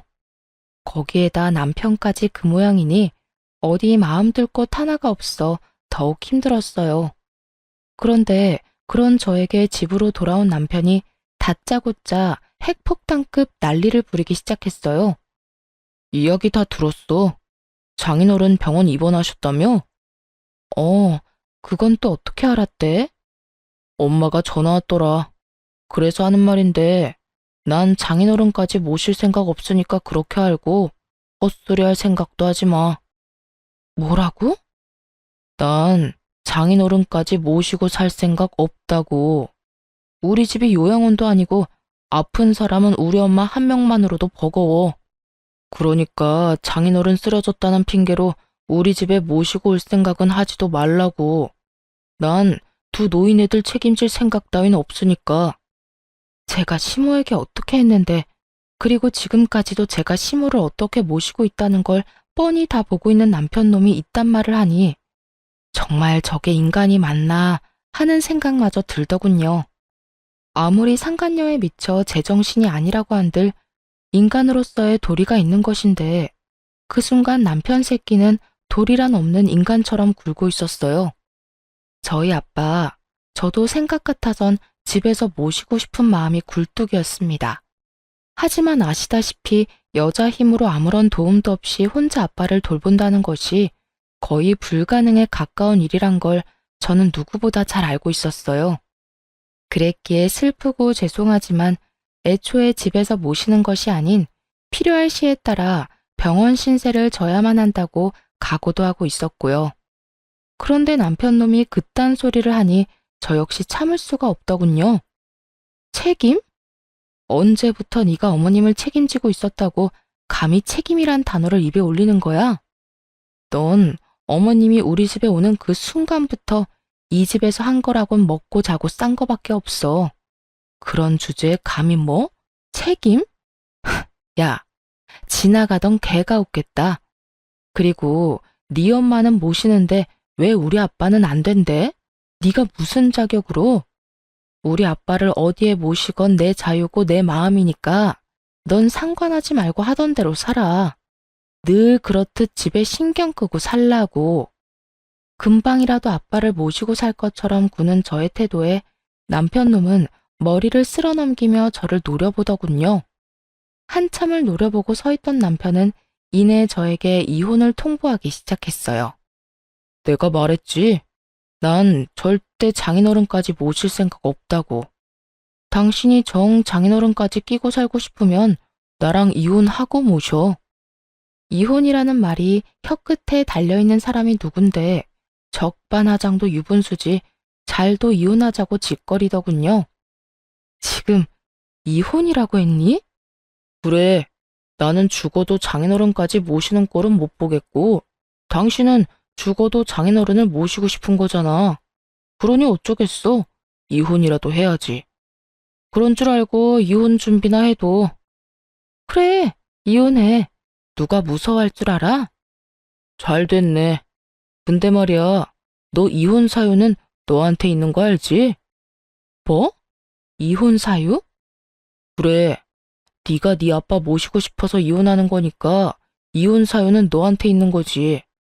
그러니까 내 아들도 재산도 아무것도 너한테 못 주니까 네 짐 챙겨서 이 집에서 나가. 뭐? 몸만 나가라고? 네가 인간이니? 그래도 내가 20년 동안 너한테 한 게 있는데 어떻게 나한테 이딴 식으로 할 수가 있어? 20년 동안 살았으니까 위자료 청구는 안 하고 몸만 내보내주는 거야. 네가 나한테 따지고 들 게 아니라 오히려 고마워해야 하는 거라고. 아, 우리 아들 얼굴은 가끔 보게 해줄게. 그건 걱정하지 마. 이 와중에 저에게 위자료 한 푼도 아까웠는지 유책 배우자를 저로 몰고 가기 시작하더군요. 어찌나 뻔뻔한지 그 뻔뻔한 면상을 확 걷어차주고 싶은 심정이었어요. 거기에다 외도까지 저지르고 있는 주제에 감히 아들까지 입에 올리다니. 저의 전투 의지가 활활 불타오르는 것이 다 느껴지더군요. 아, 그래. 이런 말이 있지.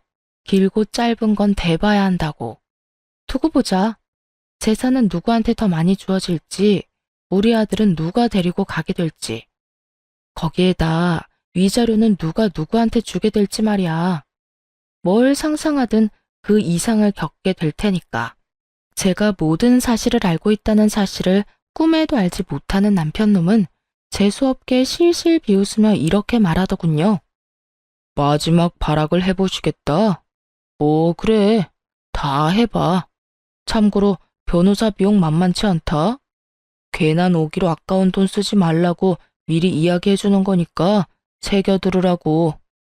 내 걱정 말고 네 걱정이나 해. 그리고 이 집은 이혼하기 전까진 내가 지낼게. 그 정도는 해줄 수 있지? 그래, 그 정도는 양보해줄게. 어차피 엄마 병원 알아볼 동안엔 엄마 병수발 들 사람이 필요하기도 하고 너도 이 집하고 엄마한테 인사는 해야 할 테니까. 그럼 법원에서 보자. 남편은 의기양양한 태도로 집을 나갔고 도끼를 가득 품은 채 이혼을 준비하게 되었습니다.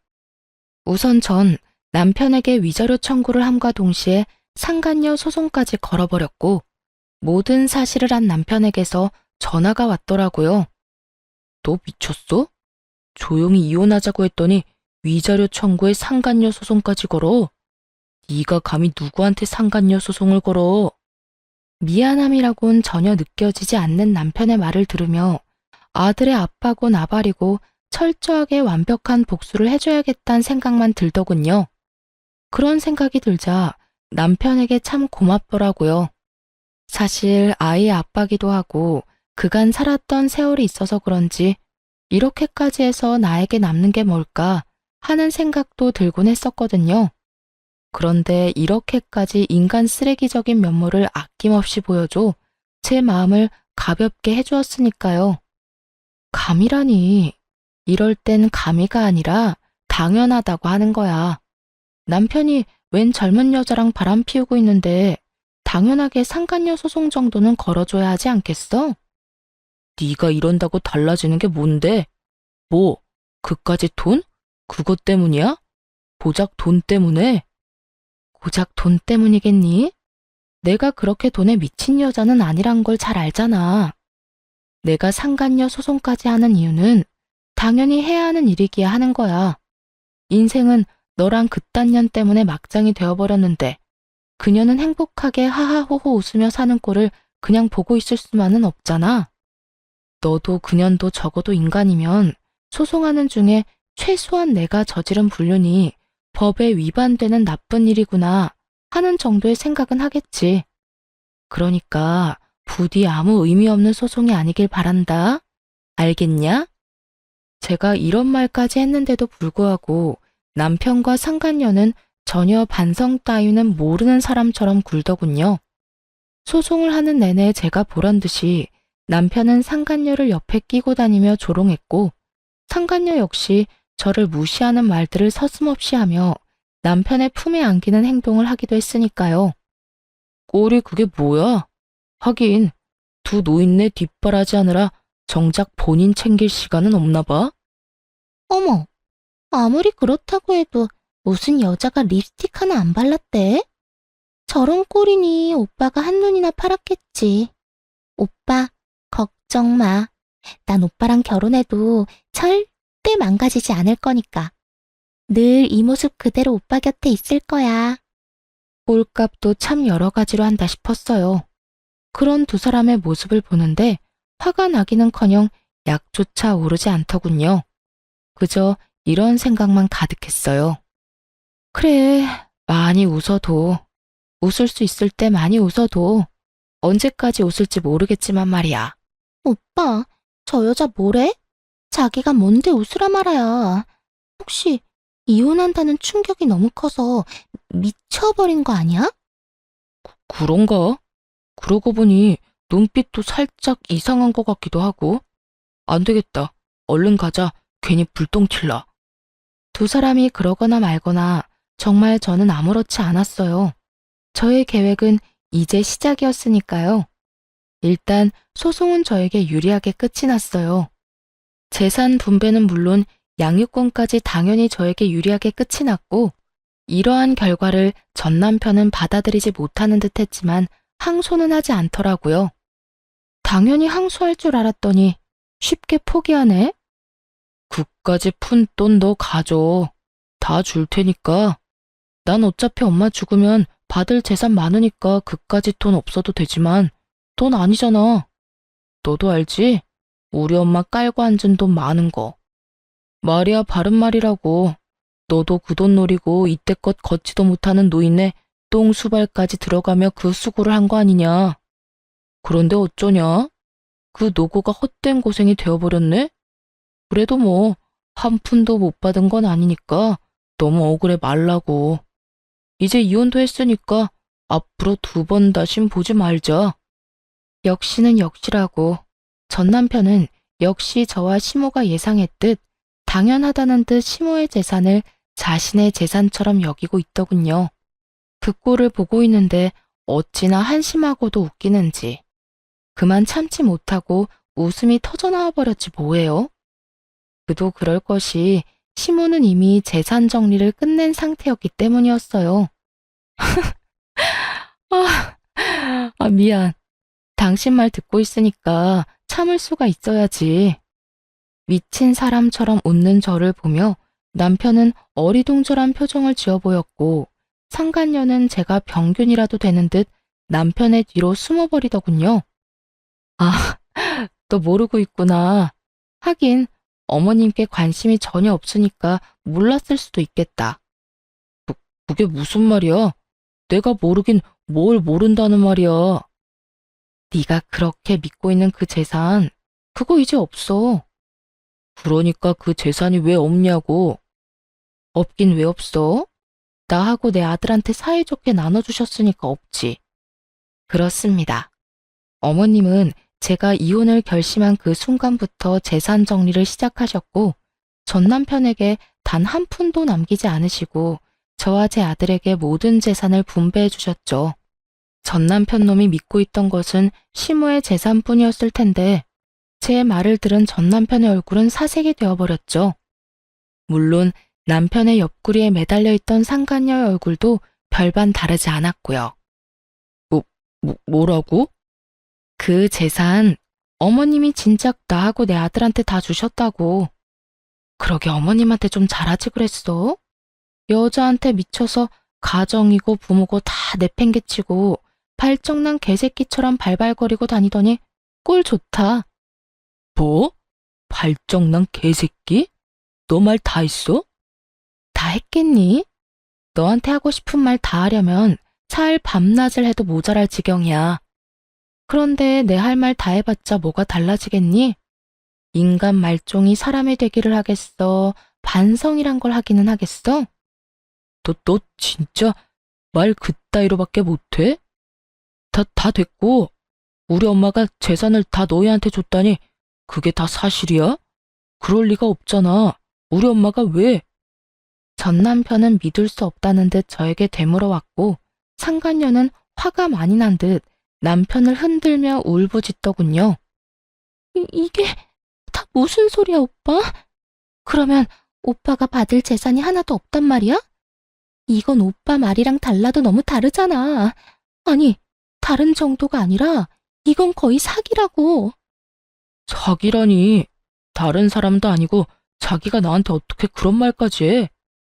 그럼 내가 이 상황에 우리 오빠 최고다, 우리 오빠 제일 좋아 하면서 엉덩이라도 두들겨 줄 거라 생각했어?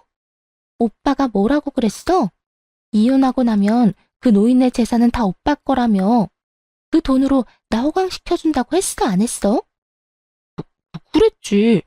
그랬는데 내가 뭐 엄마가 그럴 줄 알았냐? 나도 몰랐다고. 몰랐다고 하면 다야? 이제 나 어떻게 해? 내 인생 어떻게 책임질 거야? 애 나이가 몇 살인데 상간녀 딱지 붙이고 어떻게 살라고. 이러려고 내가 오빠 만난 줄 알아? 저기 진정하고 내 말 좀 들어봐. 사랑이라고 그렇게 자부하더니 그 대단한 사랑도 돈 앞에선 별 수 없더군요. 제가 있다는 것도 있고 저리 속내를 다 내비치는 꼴을 보니 말이에요. 저기 싸움은 집에 가서 하도록 하고 이제 다 알았으니까 혹여나 어머님 찾아가서 재산 내놓으라 하면서 행패 부릴 생각은 하지도 마. 하긴 찾을 수나 있을지 그것도 의문이다마는. 그건 또 무슨 소리야? 우리 엄마 어디 갔어? 네 엄마를 왜 나한테 찾니? 도대체 네 엄마한테 관심이 있는 거야, 없는 거야? 그거야. 당신이 이때까지 모시고 있었으니까 그렇지. 참 못났다, 못났어. 얼마나 못났으면 자기 낳아주고 키워준 엄마를 이혼한 마누라한테서 찾냐? 하긴 누굴 욕하겠어? 그런 인간인 줄도 모르고 20년을 살 부대끼며 산 나도 미친년이지. 하여튼 재산 한 푼 없는 어머님께 이제 볼 일도 없을 테니 어머님 찾을 생각은 하지도 말고 나하고도 이젠 이혼도 했으니까 네가 했던 말처럼 앞으로 2번 다신 보지 말자. 그렇게 전 새로운 보금자리로 돌아와 버렸습니다. 그 후 전 남편의 소식이 조금씩 들려오더군요. 그것도 빚쟁이가 되었다는 소문이요. 위자료를 주고 난 뒤에도 남은 재산이 좀 있었을 텐데 어쩌다 빚쟁이까지 되었나 싶었더니 설마 했던 일이 현실이 되었더군요. 나이가 20살이 어린, 그러니까 제 아들과도 나이 차이가 얼마 나지 않는 상간녀가 그 나이 많은 유부남이 뭐가 좋다고 붙어 있었겠어요. 다들 임무와 외칠 수 있듯이 역시나 돈이었죠. 시모의 재산을 정리하며 자세히 알게 된 사실인데 시모의 재산이 생각보다 꽤 많더라고요. 그 재력을 누구보다 잘 알고 있던 전 남편은 모르긴 몰라도 시모의 재력을 앞세워 자랑하듯 말했을 테고 그 돈에 홀딱 넘어간 상간녀였기에 그 이유가 사라진 지금 전 남편의 옆을 지킬 이유가 없었겠죠. 그런 상간녀는 전 남편의 남은 재산만 아니라 전 남편의 명의로 대출까지 받을 대로 받게 해 제대로 한탕 해먹고 도망갔다는 이야기를 들을 수 있었죠. 어디 양심도 없이 아들의 여자친구라 해도 믿을 수 있는 새파랗게 어린 여자와 감히 로맨스를 꿈꾸더니 꼴 좋다 했어요. 통쾌한 소식을 듣고 난 후 얼마 지나지 않아 전 남편에게 전화가 왔더라고요. 여보, 잘 지냈어? 이제 와서 내 안부가 궁금한 거야? 소문 들어보니 당신이 남 안부나 궁금할 처지가 아니던데. 이럴 시간에 네 노후나 걱정해. 다 들었구나. 그래, 나 그 빌어먹을 년이 돈 가지고 도망가는 바람에 꼴이 우습게 됐어. 그래서 요즘 힘들기도 하고. 그래서 그런지 요즘 따라 우리 아들이 너무 보고 싶더라고. 아들? 너 지금 아들이라고 했니? 너한테 아들이 어디 있어? 잊었니? 여자한테 미쳐서 가정이고 아들이고 다 버리고 간 거? 후회하고 있어. 내가 미쳤었나 봐. 그깟 년이 작정하고 꼬시는 줄도 모르고 당신도 버리고 아들도 버리고 이제 와서 새삼 당신한테 너무 미안하더라고. 입에 침이나 바르고 거짓말하지 그래? 나한테 미안하기는 개뿔. 다 듣기 싫으니까 하고 싶은 말 있으면 얼른 하지 그래. 그게 나 우리 아들 얼굴 한 번만 보여주면 안 될까? 정말 다른 뜻이 있는 게 아니라 아들이 너무 보고 싶어서 그래. 아들이 보고 싶다니 정말 구역질이 나더군요. 거기에다 다른 뜻이 있는 게 아니라는 걸 보니 다른 뜻이 있음이 뻔히 보였어요. 그건 바로 아들이 물려받은 재산임이 분명했고요. 개소리하고 있다. 다 됐고 내 아들은 너 보기 싫대. 너 죽어도 장례식장에도 갈 생각이 없다고 하더라. 그런 줄 알고 두 번 다시 연락도 하지 말고 우리 앞에 나타날 생각도 하지 마. 알겠어? 여보, 그러지 말고 정 얼굴 보여주는 게 힘들면 정말 이런 말까지 하고 싶지 않았는데 돈 좀 주면 안 될까? 나 정말 돈이 한 푼도 없어서 그래. 그년이 대출까지 있는 대로 받아서 도망가는 바람에 내 월급으로 감당도 안 되고 퇴직금도 진작 다 당겼어서 큰돈 구할 데도 없어. 나 지금 오갈 데도 없어서 찜질방에서 지내. 한 푼도 없긴 찜질방 갈 돈은 있나 보네. 그렇게 야박하게 굴지 마. 그래도 우리가 함께한 세월이 20년이 넘는데 그까지 푼돈 좀 주는 게 힘들어? 당신이 돈이 없는 것도 아니잖아.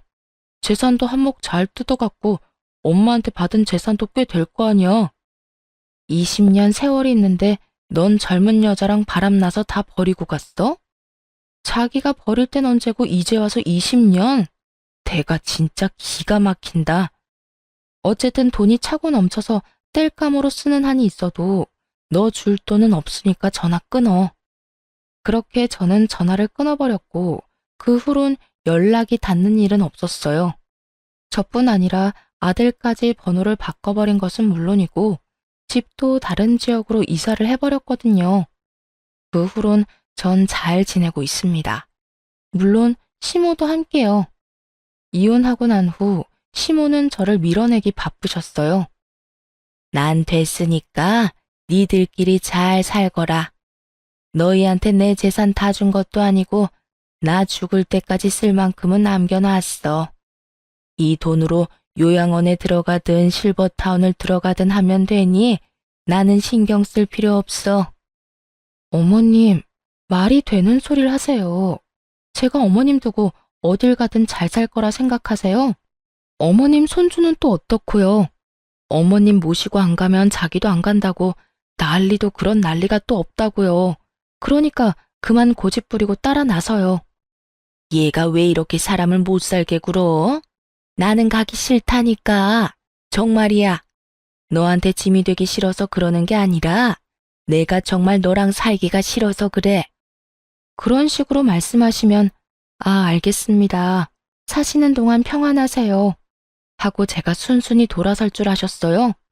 어머님, 제 고집 아시죠? 어머님이 좋든 싫든 앞으로 저랑 사셔야 하니까 그런 줄 아세요. 적어도 어머님이 주신 재산 다 쓸 때까진 제 옆에 사셔야 하니까 그런 줄 아시고요. 아니, 그래도 얘가 너 나까지 끼고 살면 새 출발 절대 못해. 너 아직 나이도 40대밖에 안 됐고 아들도 다 키웠겠다. 새 출발해야지. 좋은 사람 안 만날 거야? 이대로 혼자 늙어 죽을 거냐고. 새 출발하는데 꼭 남자가 있어야 해요? 꼭 결혼해야 하냐고요. 저는요, 어머님, 이제 남자라면 아주 지긋지긋해요. 이제 겨우 아들 다 키워놓고 즐기면서 살 날만 남았는데 또 새로운 남자랑 살면서 그 뒷바라지를 또 하라니. 절대 싫습니다. 그러니까 어머님이 저 책임지고 같이 살아주세요. 그날 시모께서 참 많이 울더군요. 저 역시 그런 시모를 안고 많이 울었고요. 결국 시모는 못 이기시는 척 저를 따라 나서 주었고 지금은 저와 함께 행복하게 살고 계십니다. 물론 저희 아빠도 함께요.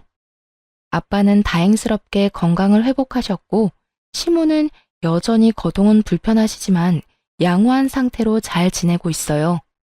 이사한 집이 아주 넓은 주택이라 사돈지간끼리 모여 사는데 큰 불편함 없이 잘 지내고 있어요. 아들은 어느새 군대를 전역하고 곧 첫 출근을 앞두고 있네요. 언제 이렇게나 컸는지 참 뿌듯하면서도 아쉬운 마음도 들더군요. 언제까지나 품 안의 자식일 줄 알았는데 어느새 품에서 나가 혼자 살아갈 준비를 하는 아들의 모습을 보니까요. 그런 저의 마음을 알아챘는지 어느 날은 아들이 이런 말을 하더군요. 엄마, 이때까지 나 키워주느라 고생 많았어요. 앞으로는 내가 엄마랑 할머니, 할아버지까지 잘 챙기고 효도할게요.